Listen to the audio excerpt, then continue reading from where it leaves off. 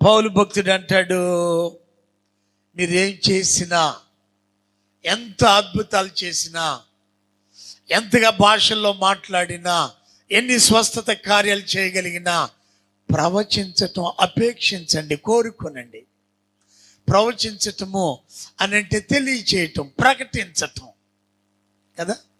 దేవుని సన్నిధికి వచ్చినప్పుడు ఆయన సన్నిధిలో మనం చూస్తూ ఉంటాం, దేవుని వాక్యము ఆయన దాసుల ద్వారా నీకొక వాగ్దాన రూపంగా, ఒక ప్రవచనముగా అది బయటకు వస్తూ ఉంది.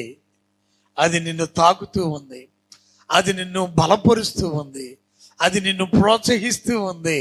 కాబట్టి ప్రభుని గురించి ప్రకటించటం అనేది నేను ఆయన పిల్లలుగా అపేక్షించాలి, కోరుకునే వారంగా ఉండాలి. ఇది అపోస్తుల బోధ, సహవాసము కలిగి ఉండటంలో జరిగే పనులు. అల్లరి చిల్లరిగా గంతులు వేయటం, లేదంటే మరొకటి చేయటం కాదు. కానీ ప్రియులరా, బోధించాలి, హెచ్చరించాలి, ప్రకటించాలి, ప్రవచించాలి. ఇవి చేసే వారంగా ఉంటే సంఘములో ఉన్న బిడ్డలు, ఈ కుటుంబంలో ఉన్న బిడ్డలు